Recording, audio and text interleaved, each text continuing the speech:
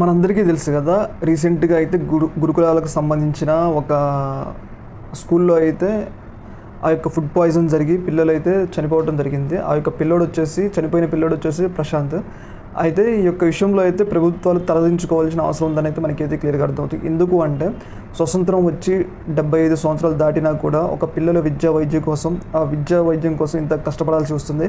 ఒక విద్యా సంస్థలో పెట్టిన భోజనం తిని ఒక పిల్లోడు చనిపోయిందంటే అదే వేరే దేశాల్లో అయితే ఆ యొక్క నాయకుల్ని, ఆ స్వీడన్ కానీ కొన్ని ఫిన్లాండ్ కానీ కొన్ని నార్వే లాంటి దేశాల్లో అయితే ఆ యొక్క పిల్లోడిని చనిపోయినందుకు ఆ యొక్క రాజకీయ నాయకులను ఉరి చేసేటోళ్ళు. కాకపోతే మన తెలంగాణలో గురుకులాల్లో ఒక పిల్లోడు ఫుడ్ పాయిజన్ అయితే చనిపోతే దీని మీద ఒక్క సీఎం కానీ ఒక్క మంత్రి కానీ ఒక్క వ్యక్తి కూడా స్పందించలేదు. మన దేశంలో రాజకీయాలు ఎంత చండాలంగా ఉన్నాయనేది దీనికి నిదర్శనం. ఎందుకు అంటే ఒక పిల్లోడు ఒక వ్యక్తి అంటే చదువుకోవడానికి పోయి ఒక స్కూల్లో పాపం ఆ పిల్లోడికి ఎలాంటి లోకజ్ఞానం ఉండవు. ఒక చిన్న పిల్లోడు 7-8 సంవత్సరాలు, ఒక 10-15 సంవత్సరాలు కూడా ఉండవు. నాకు తెలిసి 10+ ఉంటాయి, 10+ ఇయర్స్ ఉంటాయి.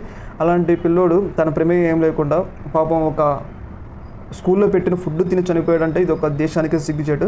ఇది వేరే దేశాల్లో అయితే ఇప్పటికీ చాలా చర్చనీయాంశంగా మారేది, సంచలనంగా మారింది. కాకపోతే మన దేశంలో మన యొక్క దేశ దౌర్భాగ్యం, మన యొక్క రాజకీయ నాయకుల స్వార్థ ప్రయోజనాలు, వాళ్ళు ఎప్పుడు రాజకీయాలు చేయడం కోసం ఆలోచిస్తారు.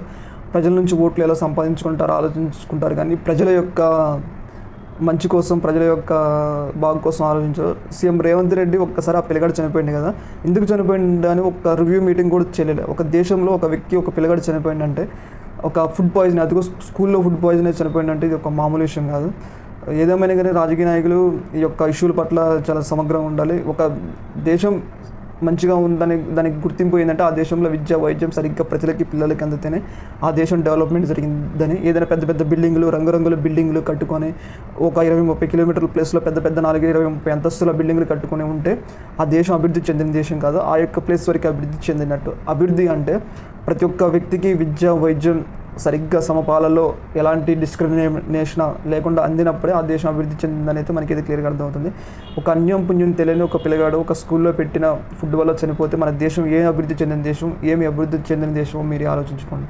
ఏదేమైనా కానీ ఈ యొక్క విషయం అనేది ఒక దురదృష్టకరం. దీని మీద సీఎంలు